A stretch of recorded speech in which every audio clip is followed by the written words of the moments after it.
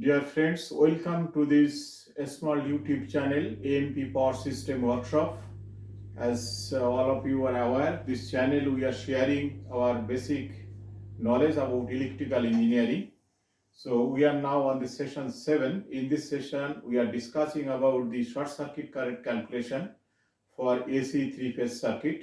As we have said that there is a two type of short circuit current mainly. One is a three-phase symmetrical short circuit current, and another is a unsymmetrical or asymmetrical single phase to ground fault short circuit current, or double phase or two phase to ground short circuit current, or three phase to ground short circuit current. So this, when we are going to calculate the short circuit current, we have said that there are impedances involved in this short circuit current calculation. The impedance we generally represented by three different ways in the case of AC three-phase circuit. One is called ohmic value of the impedance. Second method is a percentage impedance, and third method is a per unit impedance. So these three impedance and their interrelation or relation amongst them, how to convert from one form of impedance to other form of impedance, that already we have discussed in our session, in this session 7 in video number 55. So I would like to request all of you, before starting this session or before going through this session, please look into the video number 55, where you can get the conversion formula and the understanding about this various type of impedance. Without that formula and understanding, going through the calculation may be difficult. That's why I am once again requesting to go through that video number 55, which we have already put in this channel last week. So that will helpful to understand this or share this short circuit current calculation. Now we have said that short circuit current calculation we can do by a different way, that is by using the ohmic value of the network, or we can use the per unit impedance of the network, or we can do by percentage impedance of the network. But percentage impedance and the per unit impedance method more or less identical. So we'll discuss both the way, that is ohmic method as well as per unit or per percentage method to calculate the short circuit current. So in the case of ohmic method, if we want to calculate the short circuit current, we use the standard formula, that is the ohmic formula we know very fast, that is current in a AC circuit or DC circuit, that equal to voltage by impedance. In case of AC circuit, that impedance will be Z ohm. So if we calculate the Z ohm of the network, and if we know the voltage, then we can calculate the current. And in the case of AC short circuit current calculation, generally we do by phase method, means we calculate for the one phase, then from that we can calculate the three phase power or three phase short circuit MVA, whatever is there. So when you are using single phase method, we will be using the voltage will be the per phase voltage, and this Z ohm will be the per phase impedance in ohm. So from the network we have to calculate this thing. So from that we can calculate the short circuit current. So to go for calculation of short circuit current, first we need to calculate the ohmic value of the network up to the point of fault. From that we can calculate the short circuit current by ohmic method if we know the voltage. Second is, if we go by the percentage or impedance method, in that case we will be using a MVA method. That means we have said already, when you convert the percentage impedance or per unit impedance for calculation of short circuit current, we have to convert those impedance value in some base MVA and base voltage. So first we need to consider in that case base MVA. What is the base MVA we need to consider? That consideration of base MVA is essential, and then the base voltage of the network. What base voltage we will consider? Based on that two value, we will calculate the per unit impedance. Once we get the per unit impedance, then we can calculate the MVA short circuit equal to how much? That equal to base MVA, that is the MVA which we consider base MVA by per unit impedance. What we will get up from the network by one calculation, Z per unit based on the base MVA. If we calculate that Z per unit, and then we can get the short circuit MVA. Once I get the short circuit MVA, then we can calculate the current very well. As we know the MVA formula, MVA equals to how much? That equal to, for the three phase circuit, √3 into voltage into current. Now we know the voltage, base voltage, we know base voltage. and we know the short circuit MVA, and then from this we can calculate the current. I short circuit current equal to how much? MVA short circuit divided by root 3 into voltage. So we can calculate, we know the voltage, base voltage we know, and then we can calculate the short circuit current. This is the per unit method of calculation of short circuit current. So now once we get this two, that means whether we go by the Oming method or per unit method, we have to calculate the per unit network equivalent ohm how much up to the point of fault, and second we have to calculate the total per unit impedance of the network how much for the, if we go by the per unit impedance method. These are two basic formula we need to calculate. Okay. Now second thing, as we already discussed before, that when we calculate the Oming method or per unit method, any equipment, if we want to know his ohmic value how much, means resistance and reactance equivalent Z, we know Z equal to R plus Jx, where mod Z mod modular value of Z equal to root of R square plus X square. Now we are not normally all the network it is given in R and X separately, but for our simplicity we are now calculating total Z. We are assuming all are in terms of total Z, so that our calculation will be simple. So based on that, you know, this impedance value, all the electrical power equipment impedance value is not given either in perfectly all the equipment ohmic impedance value neither given in ohm or not given in the per unit impedance, is a mixed. Some of the equipment giving the impedance in percentage value, some of the equipment impedance value giving in ohmic value. So when whatever the method we go, either some of the equipment impedance need to be converted to another form. So we need to know the conversion formula. So we have already discussed the conversion formula, that is we have said Z per unit based on the base MVA, how much this equal to, this is equal to ohmic value, Z ohmic value of the equipment into MVA by kVA square. Z ohmic value, not per unit value, Z ohmic value, here is a Z ohmic value, Z ohmic value into MVA by kVA square. This is the formula we have already seen. So if we want to calculate the ohmic value, that equal to Z per unit value into kVA square by MVA. This MVA, if we use the base MVA, then it will be base kVA. If we use the rated MVA, then it will be rated kVA. From that we will get the ohmic value. So this is the unique formula for calculation of Z per unit to Z ohm or Z ohm to Z per unit. We have to keep in mind this formula. Okay. So because various electrical equipment, the sum of the equipment impedance value giving in per unit value, sum of the equipment giving in ohmic value. So if we go to ohmic value method, then those equipment which are giving in per unit value, that impedance we need to calculate in ohmic value using this formula. And if we go by the per unit method, then those equipment which are giving in ohmic value, that to be converted to per unit using this formula. So these are the one basic fundamental formula which I need to use. And second, we have said that when any per unit value or impedance value given in some MVA basis, so and if our base MVA is different from them, then the Z per unit based on the new MVA, that equal to how much? We know Z per unit into old MVA into new MVA by old MVA. That is the formula we will be using. Okay, old MVA. This is the MVA Z per unit formula conversion from one MVA to other MVA. This is the formula we will be using. So using these two formula, we can now calculate the short circuit current. So for simplicity, as it will take time to draw the circuit, I have already made some homework for a particular typical circuit whose single line I have drawn on the left side and the impedance figure I have write on the right side. Now here we have to look into another point. You know, when in this network, what we have considered, there is a utility supply. Utility supply means some power company giving this supply. The supply is coming in 11 kV.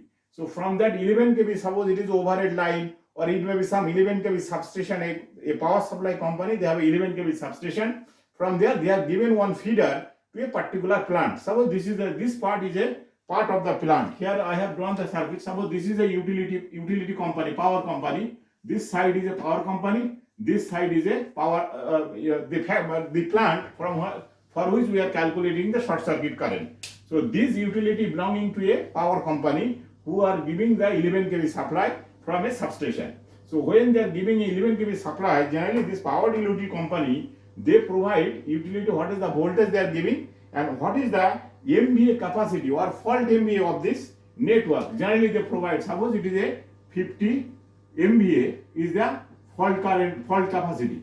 This network, when the supplier or the power company give a power supply, they provide this data, what is the voltage they are giving and what is the short circuit MVA of that network. Yeah. So when we are getting this utility 11 kV, immediately they will be giving us, suppose the fault MVA of the network is 50 MVA. So these two data is given. So when the utility is connected over here, so when then the short circuit current coming from where? From the utility. So on the utility side, what is there? On the utility side, if you see, there is a generator, then there is a transformer, then there is a your cables or bus duct, whatever is there. Then maybe this is a 11 kV substation. So when the generator feeding power, there is a lot of impedance in the circuit. So this impedance value we need to calculate for this network. Then only we can find out the total current, total how much current will be flowing. To calculate this impedance from this data, we can calculate what is the per unit impedance for the network. What is the formula?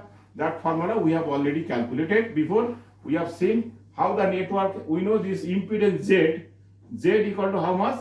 This ohmic value of the Z equal to how much? We have seen voltage by current, right? So that is, we have said, if you multiply VB, then it is a VI.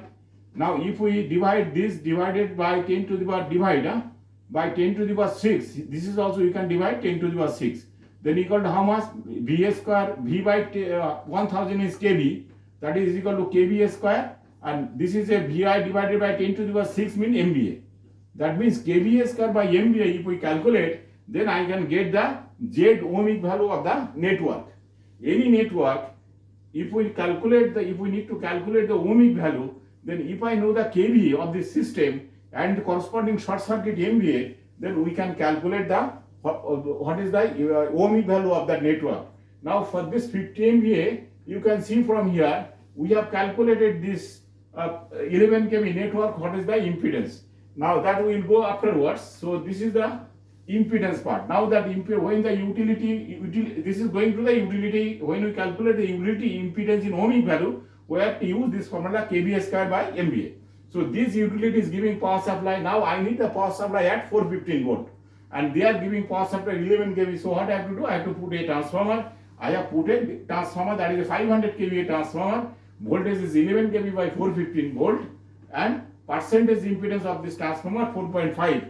If you see that any power plant or any utility or any transformer, normally transformer impedance value not giving in ohm. All the manufacturer or the nameplate, it will mention only the percentage impedance of the transformer, and we have already discussed about the percentage impedance. What does it mean?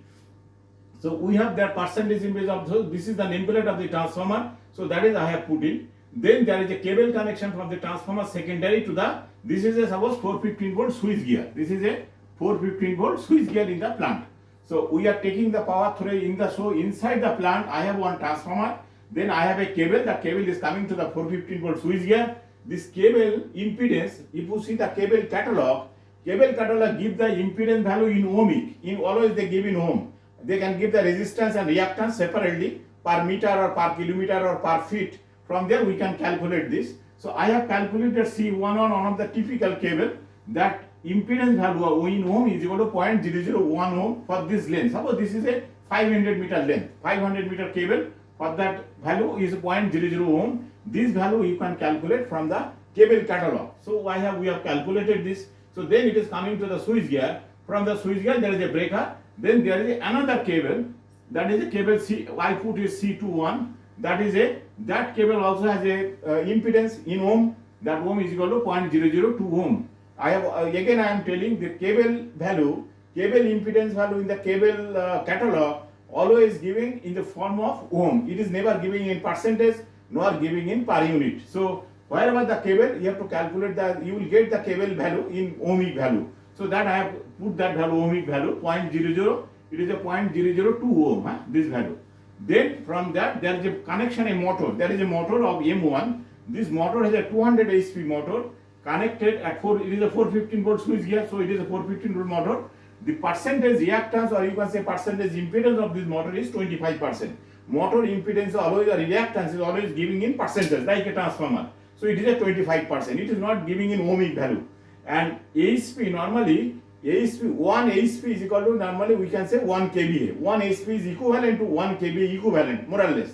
That's why whatever the ASP, that is we can consider approximately 200 kVA. We can say in terms of kVA, this is a 200 kVA motor. You can say in that way, because motor is always rated in kilowatt or ASP, not in kVA. But in calculation of short circuit, we can say motor ASP equal to motor kVA. We can calculate it more or less similar.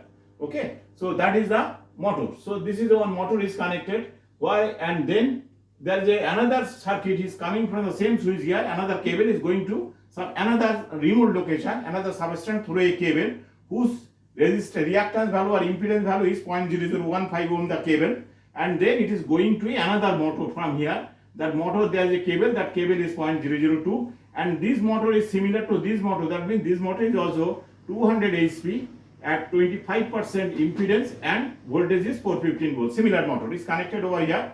Then there is another transformer. The transformer is connected through a cable. This is the cable ohmic value. This is the ohm of the cable, and this is the transformer, that is a 250 kVA transformer with a 5% impedance and 415 volt by 240 volt transformer. This is another transformer connected over here.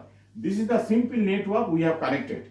Now why we have considered this way? Because if you go any substation, any plant, you will see that in that plant, if it is supplied from utility, there is a transformer, then there is a switch gear. From the switch gear, some feeder is going to a motor, some feeder is going to another switch gear. From there is a various lighting distribution board or any other equipment is supplying through a transformer. So that's why we have shown a typical diagram which can cover all this. Here we have to consider another point. Now this is a utility supply. Now if you go any plant, you will see where there is a utility supply, the plant themselves has a generator, diesel generator, or whatever the other form of generator they could have. Why? Because when the utility is off, they cannot shut down the plant. That's why in every plant where there is utility supply, when the plant is running from the utility supply, they have a emergency diesel generator or emergency generator or any form of generator. So that's why we have considered another 500 kV generator. And if you see the generator nameplate has a 3 impedance. One is we call sub-transient impedance or sub-transient reactance, because generator resistance is very less. That's why impedance is equal to reactance. So the reactance, generator reactance, there are 3 type of reactance. One is called sub-transient reactance, another is a tangent reactance, and it's another called is synchronous reactance. Now sub-transient reactance, tangent reactance, and synchronous reactance. Why these 3 type of reactance is involved? Because when there is a short circuit take place in the generator short circuit current is not constant.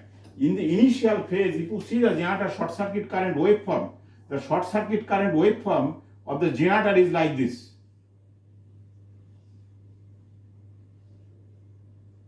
Then it become normal. So about up to 3 cycles, current is unsymmetrical. You see, it has started from the negative, and then the current is going, then the negative half is small. You can see here, and then because if you see this thing, why it is like this, there is a DC component. Yeah, this is a DC component who is decaying with the time. So first 2 cycles, the current is very high. This part of the current is described by the sub-transient reactance, Z sub-transient. We represent by Z double dash. And then after about 2.5 cycle, then after 2.5 cycle to up to maybe 15 cycle, that current is controlled by the tangent reactance. That is represented by Z dash.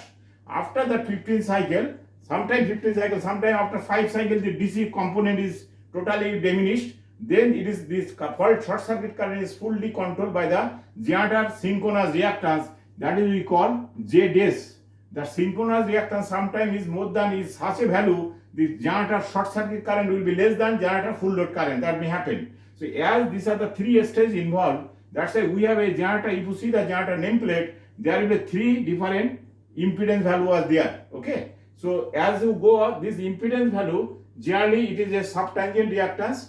We call it sub-tangent reactance, tangent reactance, and synchronous reactance. But for our calculation purpose, we are only considering one value, 10%. Suppose this is a tangent reactance you can consider. So that is always giving in percentage. That's why we have considered that. Generator is connected by cable to the switchgear. That is shown here. Okay. So this is a single line diagram.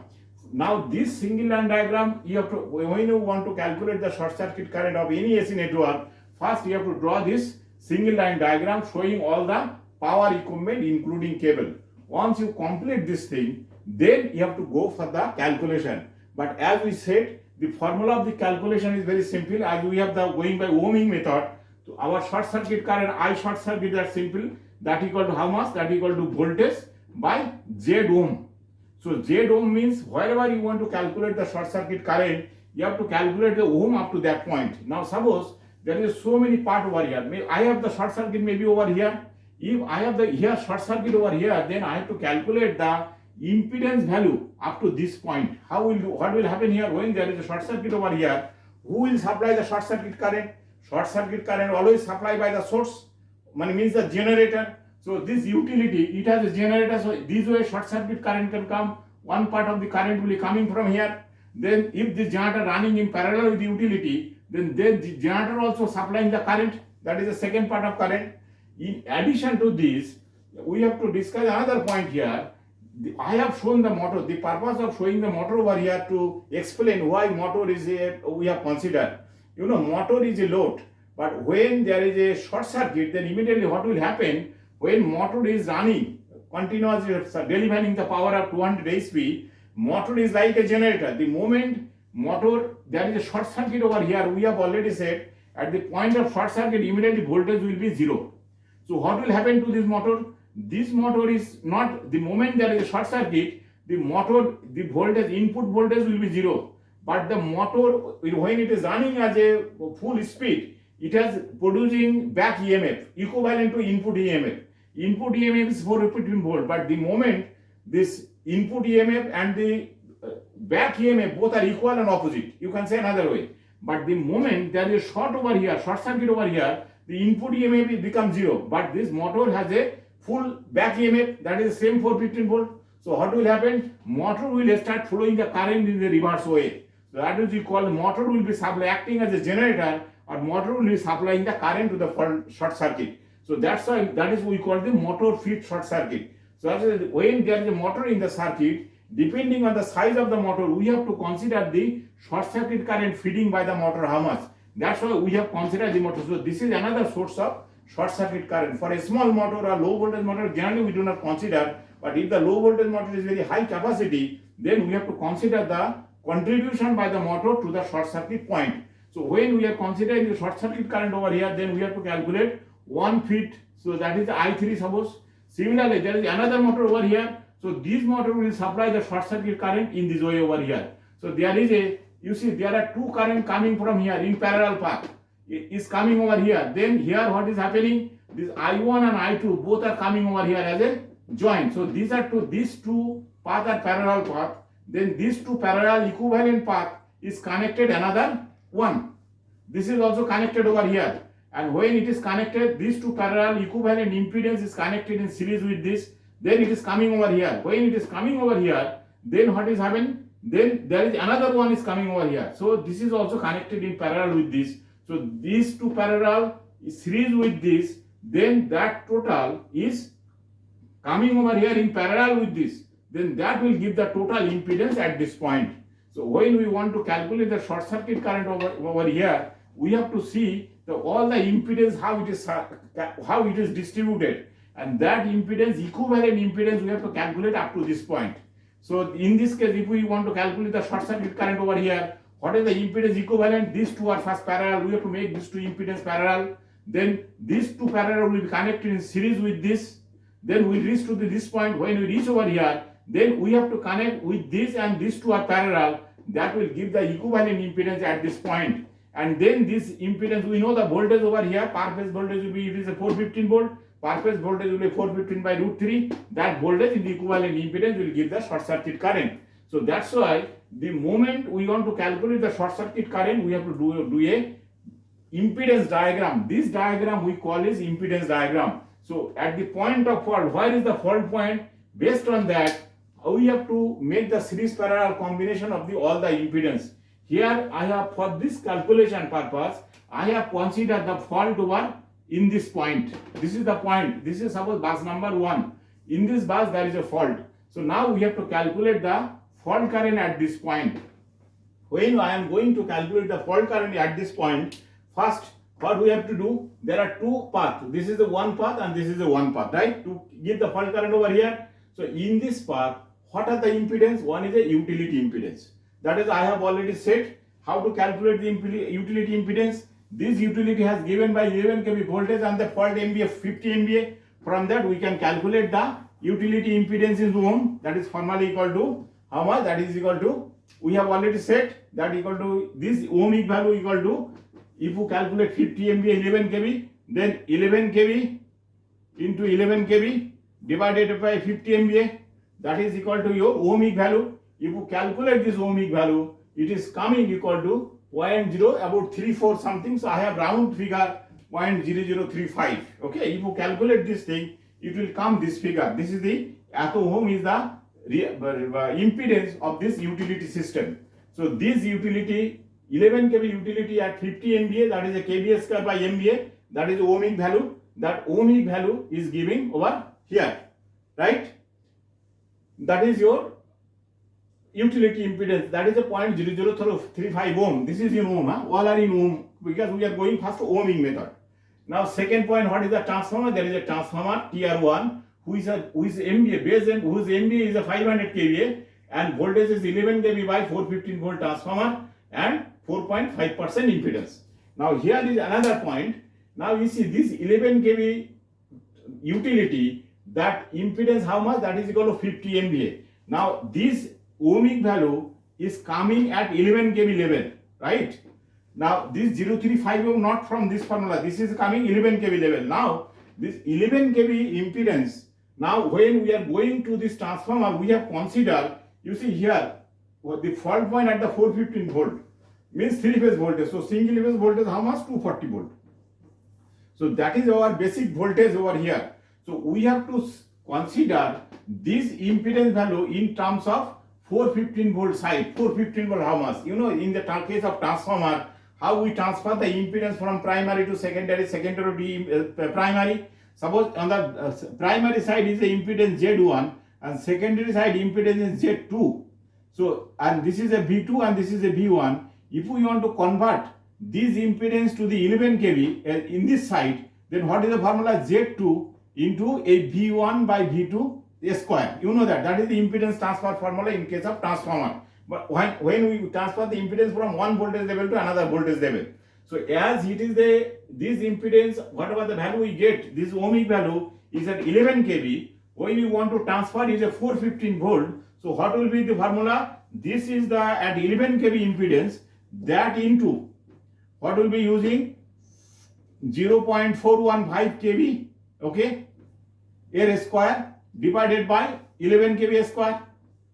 So this 11 kV 11 cancel. So it is actually this 0.035 we get from 0.415 square by 50 MVA. That is giving 0.035 ohm. That means this ohmic value is at the 415 volt voltage level. So that is we have to first calculate the utility impedance. Whatever the voltage will be calculated, at what voltage we are calculating the short circuit current, we have to convert that impedance, the ohmic value, to that voltage level. So that is we have calculated is a 0.0035 ohm. Now second part is the transformer. The transformer is 500 kVA. Now when this transformer 500 kVA 4.5% impedance, then what will be the ohmic value? We have already said how we calculate the ohmic value. Ohmic value that equal to Z ohm, that equal to Z per unit into kVA square by MVA. That is the ohmic value we have calculated, right? So here Z per unit 4.5% impedance means how much?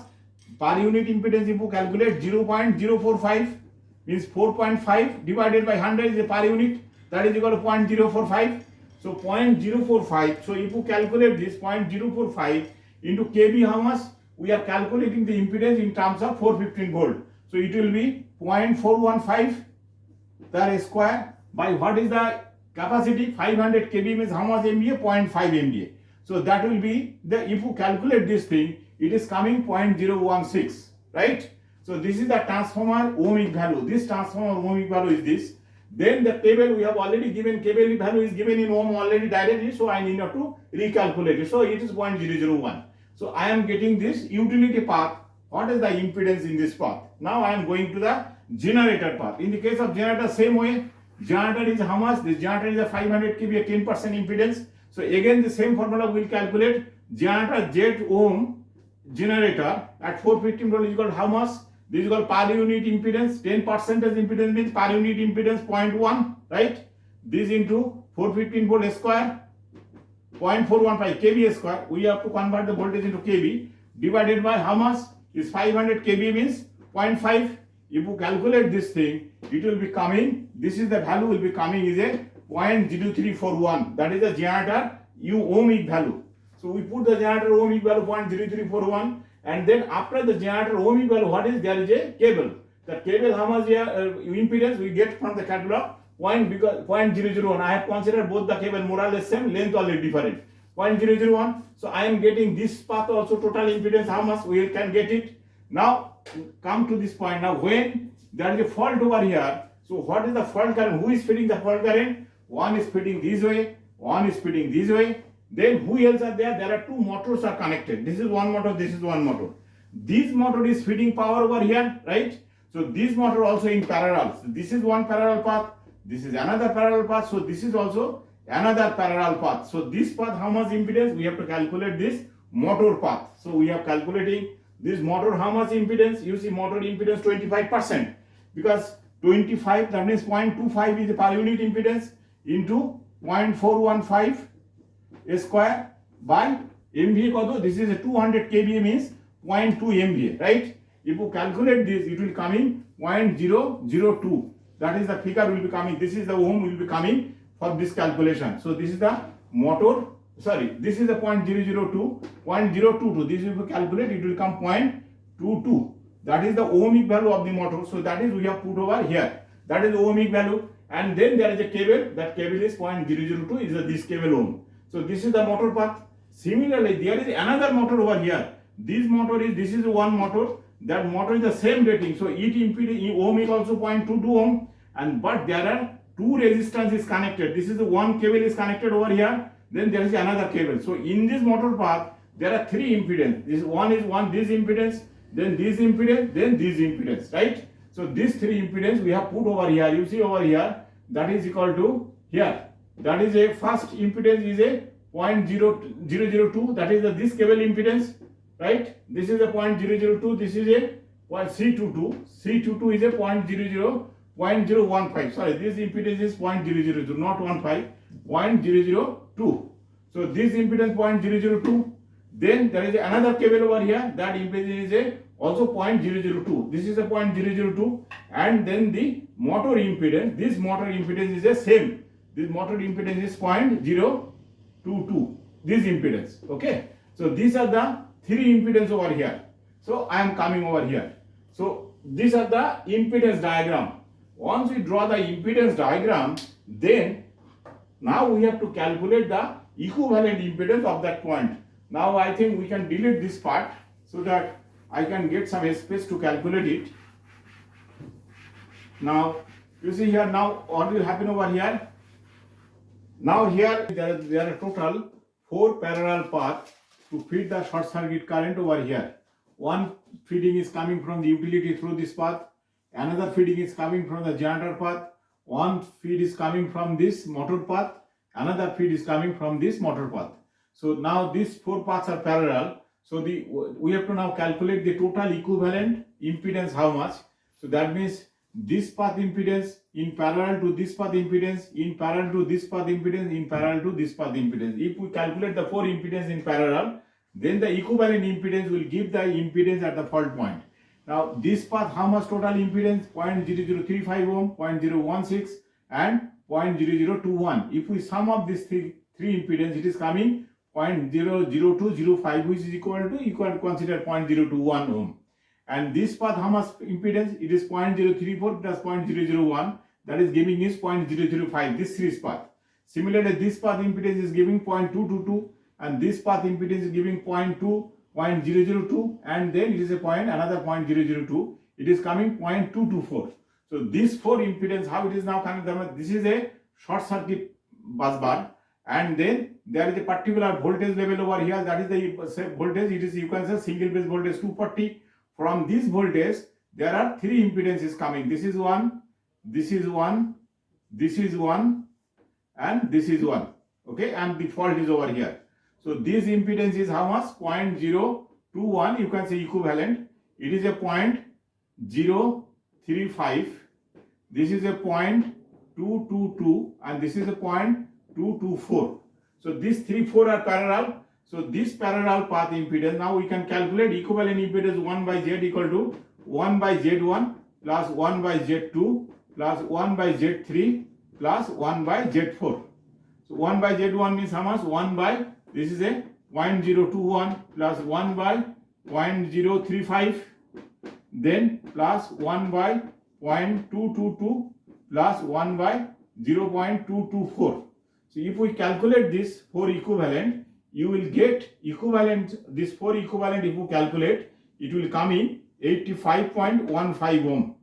If you calculate this 4 equivalent, 1 by Z, so 1 by Z is equal to coming this, so Z equal to 1 by 85.15, that will give you 0.012. This is the equivalent ohm will be coming for this fault path. Okay, so with this equivalent ohm, now we can calculate the fault current. How much? That means fault current, this is your 240 volt bus, 240 volt, 415 volt, but as we calculate single phase basis, so 415 volt divided by √3, that equal to one phase voltage. Okay, that is B phase, that equal to 240 volt. So this 240 volt, and then there is the equivalent impedance coming over here. This is the bus bar, 415 volt bus bar, where the fault has taken place. So that impedance is 0.012, that is the 0.012. So current how much? I short circuit current, that is the line current, this is equal to 240 volt. That short circuit current equal to 240 volt divided by 0.012. If you calculate this will come in 20,000 ampere. That will be the short circuit current for this network at the point of the fault. Now if you calculate the fault in another point, then the fault current will be different, because then you have to calculate the equivalent impedance. As during the fault current calculation, we need to calculate the fault current on every bus.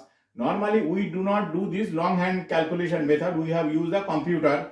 We input all this data, then we have a program which can, in that program you can select any of the bus. Computer will calculate from this individual data, computer will calculate the equivalent impedance, and then it will give the short circuit current. But if you want to longhand calculate, the hand method, that manual calculation, then for each and every bus you have to calculate similarly. First you have to draw the equivalent diagram, impedance diagram. From the main diagram you have to convert all the impedance in ohm, and then you have to draw the impedance diagram in ohm. From the impedance diagram you have to calculate that particular bus where you want to calculate the fault current, what is the equivalent impedance, then you have to calculate the short circuit current. This is the normal way of doing the short circuit current calculation. Okay, now this is the 3-phase symmetrical short circuit current for a typical network using Ohmic method. Now similarly we can calculate the same short circuit current by the impedance method. In that case, what we need to consider? We have to consider one base MVA, another is a base KVA. Based on that base MVA and base KVA, all the impedances, ohmic impedances, we can, from this ohmic diagram, we can convert all the ohmic impedance to a per unit impedance on the base MVA, or from the individual equipment data, the way we have calculated the ohmic value, from that single line diagram, we can calculate all the impedance value, either is ohmic value or percentage value, to the per unit value on the base MVA and base KV. From that, we can calculate the short circuit current. I think that will be, if we want to include that in this video, it will be very longer and you will not be liking it. So better we will make that impedance diagram, impedance per unit impedance method in the next video.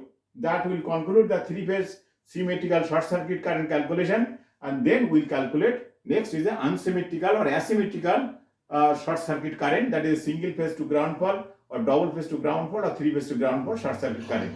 So with this we are concluding this today's video to this session. So this session is concluded with a short circuit calculation, short circuit current calculation to typical 3-phase short circuit using Ohmic method. Okay, thank you very much. Please look into this and share it with your friends and colleagues.